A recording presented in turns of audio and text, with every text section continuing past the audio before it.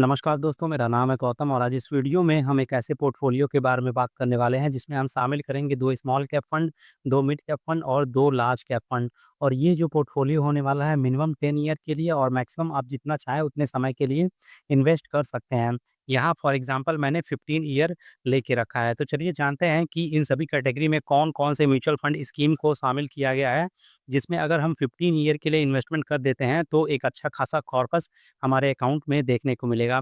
पहले मैं आपको एग्ज़ाम्पल से समझा देता हूँ कि स्मॉल कैप में, मिड कैप में और लार्ज कैप में हमें मैक्सिमम या फिर कह सकते हैं कि एवरेज मिनिमम कितना रिटर्न मिल सकता है और कितना हम इन्वेस्टमेंट करें कि एक अच्छा खासा अमाउंट हमें अपने अकाउंट में देखने को मिले।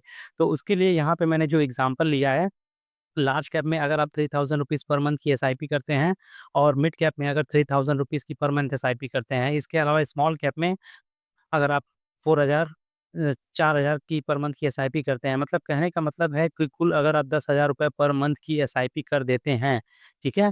ये रहा डिस्ट्रीब्यूशन आपके सामने और स्टेप अप उसे हर साल आप 15% के हिसाब से कर रहे हैं। जो मैं एक्सपेक्टेड रिटर्न लेके चल रहा हूँ लार्ज कैप में कम से कम 12% के आस-पास, मिड कैप में 15% और स्मॉल कैप में 70%। ये मिनिमम रिटर्न है। तो इतना करने के बाद टोटल वैल्यू 15 साल के बाद 15 साल तक अगर आप इन्वेस्ट कर गए तो लार्ज कैप में आपका 34 लाख के आसपास बनेगा, मिड कैप में देखेंगे तो 40 से 41 लाख के आसपास बनेगा और स्मॉल कैप में 62 लाख के आसपास बनेगा। तो कुल अमाउंट आप जोड़ेंगे तो 1 करोड़ 38 या 40 लाख के आसपास आपके अकाउंट में दिखेंगे आफ्टर 15 ईयर। ये मैं मिनिमम बता रहा हूँ, लेकिन अगर जो मैं आपको फंड बताने वाला हूँ इससे ज़्यादा रिटर्न बना के देंगे।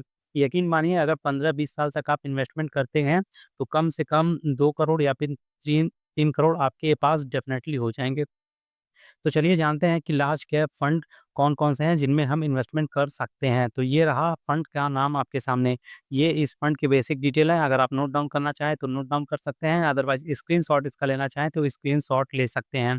इस फंड का एसेट अंडर मैनेजमेंट काफ़ी स्ट्रॉन्ग है, आप देख सकते हैं यहाँ पर। बाकी एक्सपेंस रेशियो बहुत शानदार है, काफ़ी कम है इन सभी फंड का एक्सपेंस रेशियो और ये सभी फंड ठीक है 12 साल से पुराने हैं। अच्छा एक चीज़ यहाँ पे मैं आपको बता दूँ, यहाँ पे जो भी फंड मैं आपको बताऊँगा चाहे लार्ज कैप हो, मिड कैप हो या फिर स्मॉल कैप हो, उन सभी फंड को सेलेक्ट करने में एक क्राइटेरिया मैंने ये भी लिया है कि सभी म्यूचुअल फंड को हमने कम से कम 7 से 10 साल पुराना लिया है। ऐसे म्यूचुअल फंड स्कीम जो अभी 3 साल या 5 साल हुए हैं, उनको हमने इग्नोर कर दिया है। खैर वीडियो में आगे बढ़ते हैं, तो अगर रिटर्न आप देखोगे जो कि सबसे इम्पोर्टेंट होता है, तो यहाँ पे कंपैरिज़न के लिए हमने 3 year, 5 year, 7 year and 10 year का रिटर्न लिया है। ये वाला जो आपको रिटर्न दिख रहा है, ये कैटेगरी का एवरेज रिटर्न है, ठीक है? बाकी अगर Nippon India large cap fund का आप रिटर्न देखेंगे, तो 3 साल में इसने 22.27% का रिटर्न बना के दिया है, जबकि कैटेगरी का जो रिटर्न है, वो 17% के आसपास है। बाकी अगर 5 ईयर का रिटर्न आप देख लीजिए, चाहे किसी भी म्यूचुअल फंड स्कीम का देख लीजिए, आपको बहुत शानदार रिटर्न देखने को मिलेगा। अगर मैं कोटक की भी बात करूँ, ठीक है? 10 साल अगर आप इन्वेस्ट कर गए हैं, तो 10 साल में भी आपका जो रिटर्न है 14 से लेके 15% के आसपास गिरे से गिरी हालत में भी मिल जाएगा। जबकि मैंने यहाँ पे आपको दिखाया था जो कैलकुलेशन मिनिमम 12% लेके रखा हुआ है, लेकिन मिल रहा है इससे ज़्यादा आपको। तो अगर आप अपने एक्सपेक्टेशन को कम रखते हैं और मिलता है उससे ज़्यादा रिटर्न तो डेफ़िनेटली खुशी हमें मिलती है। तो यहाँ पे आप देख सकते हैं कि हर साल इन सभी म्यूचुअल फंड स्कीम ने अपनी कैटेगरी से ज़्यादा रिटर्न बना के दिया है। तो अगर आप कोई लार्ज कैप फंड चुनना चाहते हैं तो इनमें से कोई भी एक चुन सकते हैं। तो ये रहा लार्ज कैप फंड के बारे में। अगला हमारा जो क्राइटेरिया है या फिर कह सकते हैं कैटेगरी है मिड कैप फंड। यहाँ पे है मिड कैप फंड, आप इनमें से कोई 1 या 2 इन्वेस्टमेंट करने के लिए ले सकते हैं। इस फंड के बेसिक डिटेल यहाँ पे हैं, हम रिटर्न चेक कर लेते हैं। ठीक है? तो रिटर्न आप देख लीजिए 3 ईयर का कैटेगरी एवरेज 23% है, जबकि इन सभी फंड का जो रिटर्न है 28%, 27%, 27% निकल के आया है।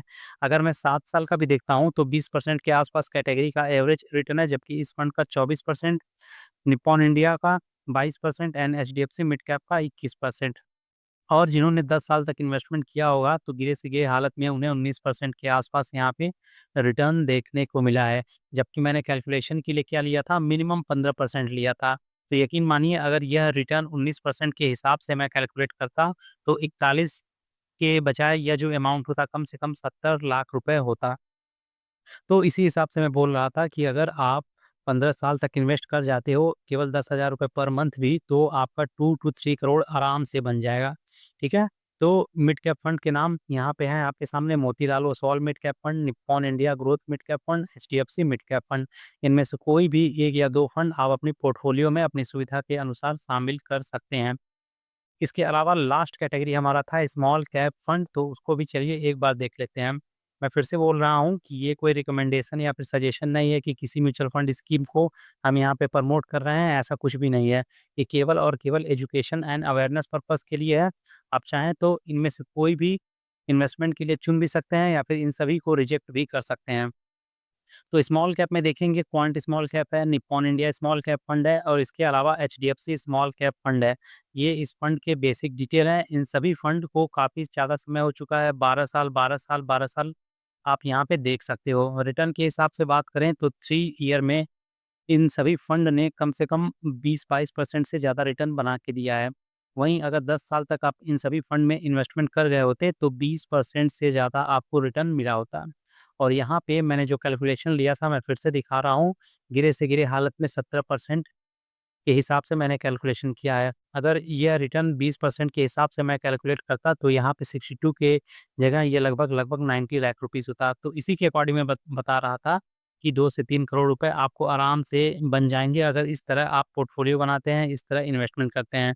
तो फिर से मैं आपको दिखा रहा हूँ कि कौन-कौन से वो म्यूचुअल फंड स्कीम है। लार्ज कैप में देखेंगे तो Nippon India large cap fund है, ICICI Prudential large cap fund है and Kotak large cap fund है। इन तीनों में से किसी में भी आप इन्वेस्टमेंट कर सकते हैं। ये सभी mutual fund scheme best of best हैं।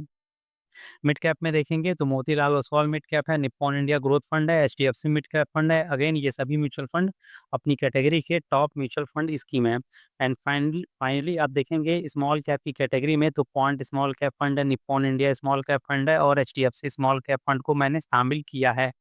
अब देखिए, अगर आपको लग रहा है कि आपने एसबीआई में इन्वेस्टमेंट किया है, बंधन में किया है या फिर इसके अलावा किसी अदर स्मॉल कैप में इन्वेस्टमेंट किया है, तो वो सभी म्यूचुअल फंड स्कीम अच्छे हैं, वो खराब नहीं है। ऐसा नहीं करना है कि मैंने बता दिया तो आँख बंद करके इस पे भरोसा कर लेना है और इसमें स्विच कर लेना है। देखिए, कहने का मतलब है अगर आप इन्वेस्टमेंट कर रहे हैं तो सिंपली आपको कुछ नहीं करना है, लॉन्ग टर्म के लिए जाना है, ठीक है? मेरी बात याद रखिए, लॉन्ग टर्म के लिए इन्वेस्टमेंट करना है। लॉन्ग टर्म से मेरे कहने का मतलब है कि मिनिमम 7 ईयर के लिए एंड मैक्सिमम जितना आप कर सकें, मतलब कि 10 साल, 15 साल, 20 साल, 25 साल तक जितना लंबे समय के लिए आप इन्वेस्टमेंट करेंगे उतना ही ज़्यादा, उतना ही अच्छा आपको रिटर्न देखने को मिलेगा, चाहे कोई भी कैटेगरी का म्यूचुअल फंड स्कीम हो। म्यूचुअल फंड में केवल लॉन्ग टर्म में इन्वेस्टमेंट करने वाले ही जीतते हैं। अगर आप शॉर्ट टर्म के लिए इन्वेस्टमेंट करना चाहते हैं, तो ये सभी म्यूचुअल फंड आपके लिए बिल्कुल भी नहीं है। मैं पहले ही वार्निंग दे रहा हूँ, शॉर्ट टर्म के लिए ये बिल्कुल भी नहीं है। तो आई होप अभी आपको समझ में आ गया होगा कि अगर आप में क्षमता है, पेशेंस है एंड कंसिस्टेंसी के साथ आप इन्वेस्टमेंट करना चाहते हैं, तो 10 साल, 15 साल तक इन्वेस्टमेंट कर दीजिए। जो मैंने आपको तरीका बताया है, 2 small cap, 2 mid cap, 2 large cap यहाँ से उठा लीजिए एंड डेफिनिटली आपका एंटायर मार्केट कवर हो जाएगा एंड 10 से 15 साल में एक बहुत अच्छा खासा अमाउंट आपके अकाउंट में रिफ्लेक्ट होगा। तो फंड के नाम मैंने आपको बता दिया। अब फाइनल कॉल आप पे डिपेंड करता है कि आपको कैसे इन्वेस्टमेंट करना है। तो ये वीडियो यहीं पे होता है समाप्त। जाते-जाते बस इतना ऐड करना चाहेंगे कि यहाँ पे जो कुछ भी बताया गया है केवल और केवल एजुकेशन एंड अवेयरनेस पर्पज़ के लिए बताया गया है। किसी भी तरह के फाइनेंशियल प्रोडक्ट को खरीदने-बेचने की सलाह, मशवरा, रिकमेंडेशन, सजेशन नहीं दिया गया है। देखिए, मार्केट में हमेशा रिस्क होता है, तो जब भी आपको इन्वेस्टमेंट करना है, अपने खुद के रिस्क पर करना है, ठीक है? तो वीडियो अगर पसंद आया होगा तो इसे लाइक, शेयर एंड सब्सक्राइब कर दीजिएगा। मिलते हैं नेक्स्ट वीडियो में, तब तक के लिए जय हिंद, जय भारत।